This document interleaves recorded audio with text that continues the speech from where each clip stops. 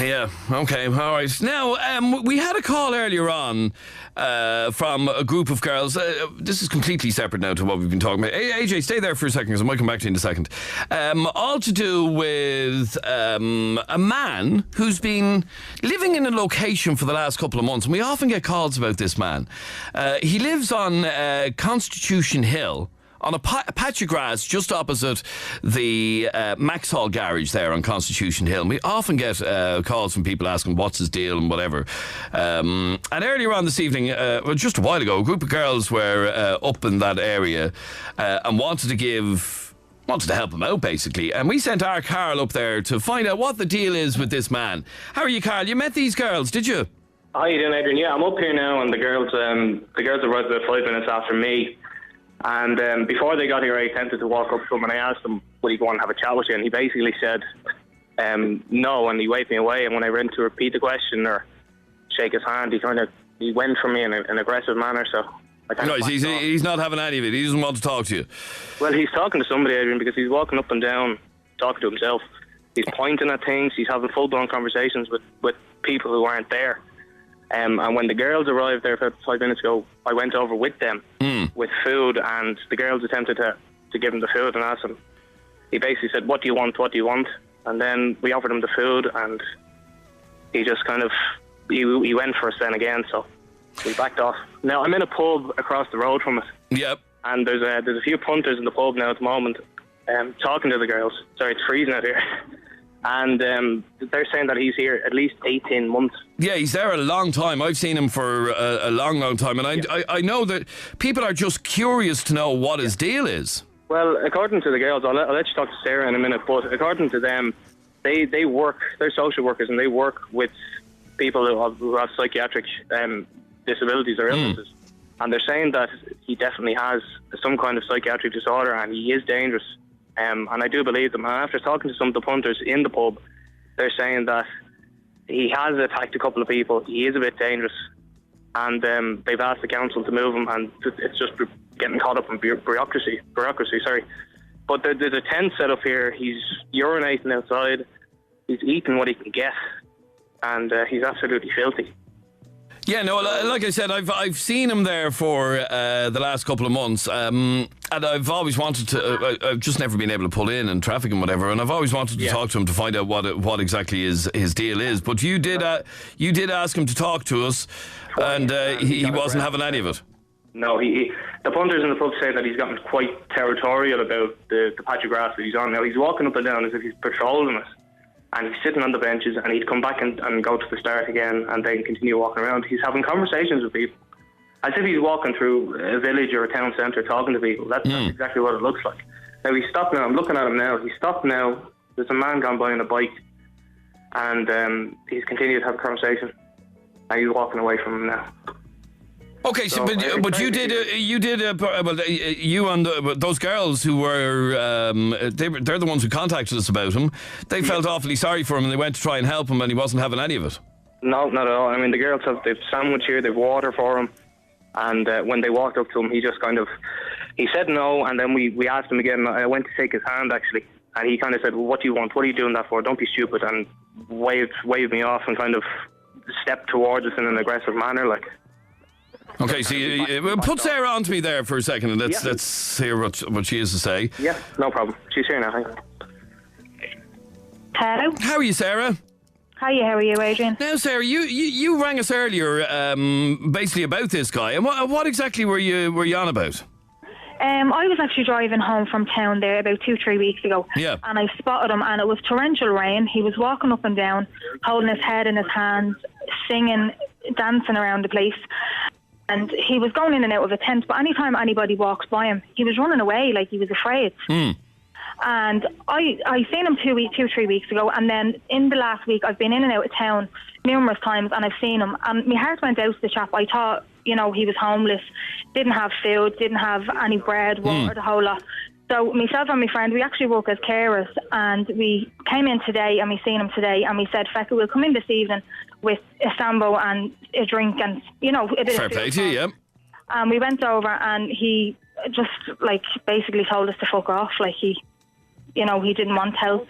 But we're after coming in, and only finding out that he's been exposing himself. He's actually a danger. I'm actually shaking here because of, I didn't know what way he was going to react to us. Okay, so your initial thought, I have to be honest with you, I'm amazed that he is being allowed to stay there for so long because, there's a Garda station just down the hill from there. Yeah. I'm absolutely gobsmacked that he has been allowed to stay there for so long. I didn't think we all had the right to pitch tents wherever we feel like, and regardless of whatever mental issues he may have. I didn't think we were entitled to pitch tents wherever we feel like it. But anyway. Exactly. That's what I thought as well. And that's why I was actually upset that nobody had moved them on, that nobody had. We were actually ringing you to see if there was any community, like the Simon community, or anybody that we could ring, the soup kitchens that go around. But, Well, I've absolutely no doubt that people have been up with him and whatever. That's exactly what we found out. Like, we didn't know when we came in. We just came in to kind of do a good deed, and, that's the environment that we work in. Mm. And I had... And were you taken aback by his reaction? Oh, my God, 100%. Actually shaken, like, the way he treated us and the way he spoke to the reporter as well. To Carl, yeah. And so there's no way he'll talk to any of you by the sounds of it. He won't speak to anybody. The chap needs to be sectioned. If that was any of us, if that was anybody else, we'd be sectioned and be put into a mental institution. He needs to be. The white coats need to come out for him, because he'll end up stabbing somebody, or he'll end up brutally murdering somebody, and that'll be the day that they'll do something. And like I said, I still, maybe somebody can explain to me how he has been allowed to live there so long. Now, for those of you who've just tuned in, we're talking about a guy who, for the last, we're being told 18 months, it's certainly a long time anyway, I've spotted him on regular occasions over the last year, has been living on a patch of grass just directly opposite the Maxhall garage on Constitution Hill. He's been there for a long time, and people just want to know what the deal is. But you're saying, Sarah, that you were doing your good deed, you were trying to give him some help. We sent Carl up there because we knew you were going up there as well, and just to see what the crack was. But he just wasn't approachable. No, he's a danger. As if you were trespassing on his property. Exactly. He's very territorial of that green patch opposite the Maxhall garage there. Yeah. And we were speaking to actually a local fella, and he was saying that he has logged reports with the police and he's logged reports with Dublin City Council about this chap, and nothing has been done. And he has had neighbours, children being, ran after when they walk on the green, like as if he owns the place. Like that's his patch and not so near it. And he's exposed himself, like it's in the middle of town. As you're driving into town, coming through Fisborough, there's a lot of traffic that go by there. People bring their kids to school, and he's exposed himself. All right, but stay there for 1 second. Now, if he's exposing himself, he might be just urinating, so we can't read any more into it than that, to be honest with you, Sarah. Well, do you know what I mean? If of course he shouldn't be urinating. I agree with you. I, for the life of me, can't understand how the authorities have allowed him to stay there, have allowed him to continue living in a tent with a Garda station. Maybe there's some law, or maybe the land is owned by somebody who's happy to let him work there. But anyway, the point is, you have tried to approach him, and he told you to piss off as if it were his property you were trespassing on. Exactly, yeah. I don't even know if he's being fed or if he has any means. He's refusing everything. Like, we've sandwich and water, and I leave it by his tent, and he shoves his hand at us as if to say, like, get away. All right, stay there for a second, because John, you actually met this guy a couple of months back. Oh yeah, how are you, Adrian? How are you, John? Yeah, I met that guy there, I'd say about 6 months. Geez, about six to 7 months ago. I have a lock-up there on Chapel Little Road. Right. And besides the lock-up, there's an old abandoned house. And he was walking past, and he just started a conversation with me. And actually, he was telling me he's from the Congo. He's from the Congo. He was married. His wife left him. He has 2 or 3 kids. And the two of us had a bit of an old conversation. And that was a couple of months ago. And funny enough, today I was talking to him again. I hadn't seen I seen him on Constitution Hill there, all right. But there today at about between 6 and 7 o'clock, because I was down at the unit at that stage, he walked past me and he remembered me and he basically said, hello, my friend. He says, hello, my friend. Hello, how are you and all this. And he remembered me and the two of us had a little conversation and off he walked. I found him all right. You found him all right. Well, he's not he's not all right tonight in terms of he doesn't want to be approached by anybody. And like I said, my issue with this, I have to be honest with you, is I'm assuming that patch of grass there is public property. Yeah. I'm assuming it is. And therefore, Sarah here or our reporter Carl or whatever should have a right to go onto that public property without being snarled at, you'd think. Well, come here, Adrian, it was as well now when I was talking to him for the first time. He, right, you know where the Gardaroan Club is there on Chapelizza Road? Yes. Right, so from the Gardaroan Club to just say the entrance into the Phoenix Park there, you know the way there's an entrance there near North Island Bridge. Well, between the two of those, there's a patch of green, and he actually had his tent patched up there. Now, that's the first time I was talking to him. He was saying that he was actually living in a tent, and I didn't believe him. But when I was actually leaving, I went past, and sure enough, there's the tent in the middle of a field. Sure, here's one for you, right? I was just on my maps thing on my phone when we were sending Carl up, okay, so that I could send him the location of where he was. And you won't believe this, his tent is actually on Google Earth. Seriously, his tent is on Google Earth, or the iPhone maps. His tent is actually there on the bloody thing. So he's been there a fair while. All right. Anyway, you found him all right. I'd like to hear from you. 6797104. Carl, or Sarah, are you still there? I'm here, guys. Okay, Carl. I'll be back to you straight after the break. Okay. Yeah, no worries. Thanks. Tom, you're on FM104. How are you, Tom? Yeah, I think you're disgusting, by the way. I'm disgusting. Yes, you are. Come here, I tell you, that man is homeless. You should be leaving him alone. Yes, no, I agree. I've no issue with that. No, you do, and you're talking about these public grounds and that kind. Yeah. What does it matter if the man is trying to survive? Here, hang on for 1 second, Tom. I will. On the other line, I have my reporter who's up there. Who's after been talking to somebody just a moment ago about... Tom, shut up for a second. Just listen to what I'm going to say. Just listen to what I'm going to say. What will he do? Listen to what I'm going to say. Go on. I'm after been talking to somebody whose mother is 80-odd years of age and is terrified to walk past this man. Terrified. He wouldn't touch anyone, for God's sake. This is all hyped up, and you send reporters up to me. And do you know this man? Huh? Do you know this man? Look, most of them people... Tom, do you know the man? Do you know where he's living? Look, they're harmless people. I know people from the past in that way, and they are harmless. Do you know where this man is living? Do you know exactly what we're talking about, or where we're talking about? He's in a tent, I believe. He's in a tent on a patch of grass on Constitution Hill. Isn't that terrible that the poor man is there? Yes, it is terrible. And he's being hounded now on the radio with you and some of them, that young one, whoever she was that was on there. Who went up to try and help him? Come here till I tell you. Adrian, Sarah wants to have a chat with you. Well, hang on for go on, Carl. Yeah, put her on. Hang on there for 1 second, Tom. I'm just going to put Tom. I'm just going to put Sarah. Put her on. With you, all right? Now, Sarah was doing a good deed this evening. Sarah, are you there? With a report. Adrian, yeah. Now go on, Sarah. Hold on. People like that like to be left alone. You shouldn't be imposing yourselves on them and sending reporters up. Now, I mean, that's your self-interest, by the way. No, I sent somebody up just because a lot of people have... Just to get a start. Tom, no, Tom. No, you're wrong, Tom. I sent him up there because a lot of people have rang about this guy for the last couple of months, have rang our switch, have rang our radio station, and we've never sent somebody up before, and we decided because the girls were up there this evening that we would. Simple as. If I was looking for sensationalism, I'd have done it months ago. Tom, hold on a second.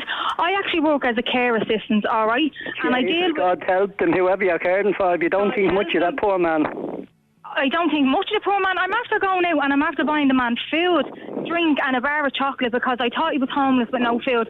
And I'm literally after going up to be attacked by the man. You what? You're after being attacked by him? I said I'm nearly after being attacked. How would you go away with I came in here with great intention to get that man help and to get that man into somewhere, into one of them homeless shelters. I'm into a madhouse. That's what you said there a while ago. He should be the people with the white coat should come, you said.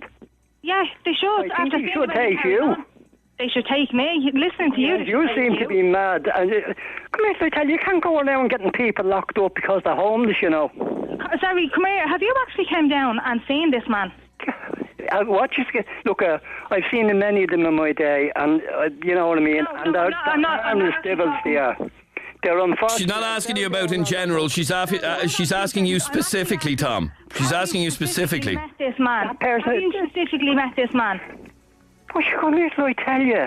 The poor man is homeless there, and some people don't like anyone approaching them. You don't like Tom, hang on for 1 second. Tom. Hello. Do you think somebody has a right? Let me put it this way. If there was a group of travellers that moved onto that site on Constitution Hill, you can mark my words they'd have been moved within 48 hours. Okay?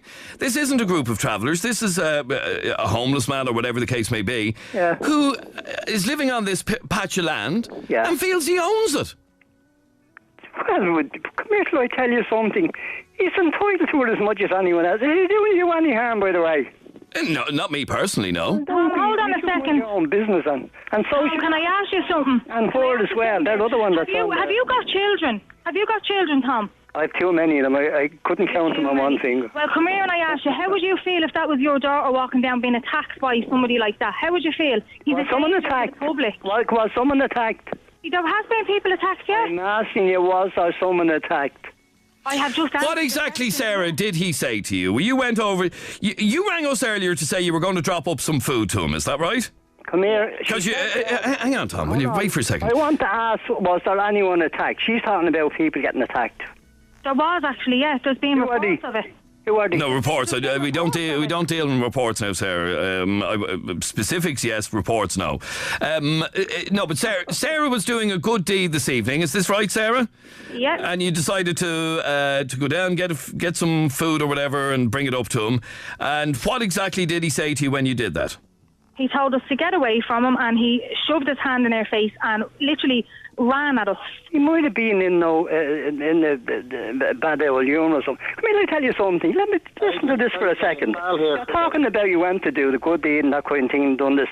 There is hundreds of people every night with what they call the soup run and Simon, and they go around as well, and they're doing the good deed. I never hear it telling you that. I'm getting attacked. Yeah. Adrian, it's Carl here for a second. Yes, go on, yeah.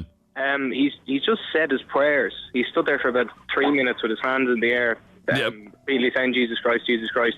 He's gone into the tent now, so I think he's going to sleep. Yeah. He's going to go to sleep. He's not minding anyone.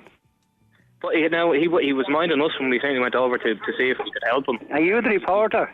I am indeed, Tom. Yeah, he actually put his... Sensationalism again, you know. Not at all, Tom. Not at all. And praying outside, you'll have that in the paper as well, or whatever. You know what I mean? So, Tom... The man is entitled to pray, he is. And of course he's entitled to pray, but Tom, that's not the issue here. That's not the issue. Yes, this man's homeless, and it's a disgraceful situation if he's homeless. But he doesn't have a right to take a patch of land and say, you're not welcome on this patch of land. It's public land, isn't it? Yes. Well, he's welcome as far as I can say. He can take a lot of it. Do you know what I want for it? What would you want for? Is he doing any harm? He's planted there. There's people every other weekend, different places. They throw a tent down, they do, especially this time of year. You know what I mean? They go in and have a skip.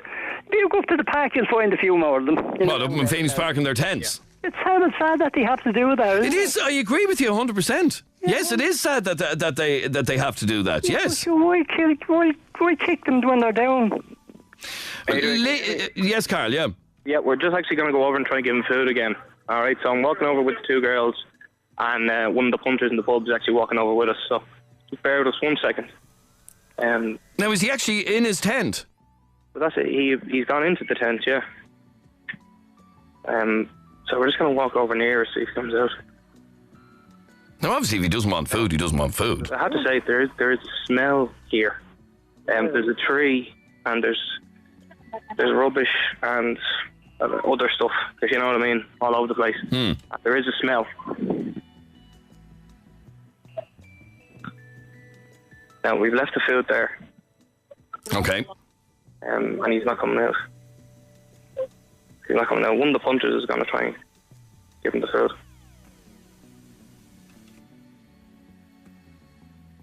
We're at the tent now. Now we've left it there, literally right beside his tent. Okay, all right, but that's All right, but that's fine, is it? We've tried, you know what I mean? We've tried. And that's all that Sarah was trying to do in the first place. And for those of you who are saying we're trying to sensationalise this, we're not. We're just trying to find out what the deal is with this man. A lot of people have contacted us for months to ask what the deal is with this man living on this plot of land on Constitution Hill, and we're just trying to find out. Adrian, Okay. There's actually an African taxi man pulled in beside us. I'm going to try and see if I can get a chat with him, see if he wants to go on air, and see if he have a chat with him. Okay, I'll come back to you in one second. Oh, yeah, go on. No problem. Lee, you're on FM104. How are you, Lee? Hey, Adrian. Yes, Lee, what do you want to say? I just think that man Tom hasn't got a clue what he's talking about. Who hasn't got a clue what he's talking about? The likes of you there, you're as snug with your fucking taxi. And No, hang on. This fella's not in a taxi, Tom. This is a fella on the phone line here. Homeless. So don't you tell me, Thinking that you know everything. go away, you gobshite, you. And know about people with mental illnesses. You're a gobshite. I'm a gobshite. Yeah. Says the one on the Go and feck off with yourself. I wouldn't be bothered talking to the likes of you. You see, Tom, here's my thing about this, okay? If this gentleman who's living in the tent for the last however long it is on Constitution Hill, do you not think it's a disgrace that he has been left to stay in a tent on Constitution Hill for that length of time? Come here. It's a disgrace that he ends up in that situation. But he has to be like that probably because you don't just get... No, I don't know his background. I don't know what his situation is. But is it not a disgrace there's that an awful lot of them like that, by the way. Sorry? I guarantee you, if you go up to Phoenix Park, it's dark, go up around the Phoenix Park with a good torch here and there, and you will find unfortunate devils underneath, we say, hedges, all the way. You see, my point on this, Tom, is, and I'm going to reiterate this again, if that were travellers, even just a small family of travellers, who parked on that patch of ground on Constitution, they'd be gone within 48 hours. Well, if they're homeless, they should be left there. That's my opinion. And that poor man, he should be left alone. And I would suggest you to be a bit more charitable now, and don't be dragging them gobshites a taxi and these fellas in, because they're not. Well, here, stay there for a second. I'll just go back to Carl. Are you there, Carl? Hello, Carl. How you doing? I'm here, yeah. Now, what does your man say? I went over to a taxi driver who was pulled in. I said he's been here a few months. I thought it might be, he might be more receptive if he was talking to, say, one of his own. You're joking me, for Jesus' sake. And he hang himself, the man. Help. But a group of guys has just come up to me now, and they're locals in the area. Okay, they're locals in the area. Now, I don't want to give the guy's name out on the radio. But go on anyway. What were they saying? Yeah, well, basically, the guy is saying that they never have any trouble off him. They never have any trouble off him? No, they never have any trouble. They talk to him every day. All right, my point in highlighting this is, and I'll reiterate this again, that I think in 2013 Ireland, it's a disgrace that somebody is left live there without being offered support, without being given somewhere to live, without a roof being put over his head. He's been left to languish in a tent on Constitution Hill. That's the point I'm trying to highlight here, Tom. Yeah, well, I'll tell you what you might do in the morning if you get a chance, or some of your people there. Get on to the council and tell them there's a man homeless there on the Beerways ground. He's in need of a place to stay. Sure, do you not think they know that by now? He's been there that long. No, but wouldn't it be good coming from you if you're making a bit of a programme out of it? Yeah, yes, we will do that. Huh? Yes, we will do that. There you go, Tom. I'll do that tomorrow, okay? Yeah. And I'll let you know what they say. Please do. All right. Thanks, Tom. Thanks, and good night to you. And good night to you. Yeah, bye. And Carl, thanks very much indeed. We don't want to be in any way hassling this man. Well, a number of cards are pulling up now, so then it's leave him be, okay? We just wanted to highlight, because like I said earlier on, the girls were doing their good deed in dropping up some food to him. I don't know what the man's state of mind is. I just think, because I've seen him there for so long, when the girls rang in tonight, I decided we'd find out what the deal is, because I think in 2013 Ireland, for a man to be literally left languishing, living in a tent in the middle of a city centre for months and months and months on end is a disgrace. That there isn't somebody there to help him. That's it. We tried to give him food, we tried to give him help, and he just didn't want it. No, but I'm talking about even more generally than that. That in this day and age, somebody is being left to literally on their own. Yeah. Exactly. All right. Look, thanks very much indeed, Carl, for doing that. And I was going to take there's another call here, but I'm not going to take that call from that chap. Toby. Anyway, like I said, I think somebody somewhere in authority should be doing something for this man, because like a lady rang in just a moment ago to say she was a traveller, and if travellers decided to pull a caravan in on that plot of land, they would be moved straight away. So, like I said, I'm merely highlighting this just to find out why that man is being left there without being given any help. So, Richard, get down off your pedestal there, Richard. Seriously, get back into your cage, because you've totally got the wrong end of the stick here. We were actually trying to give the guy some help, okay?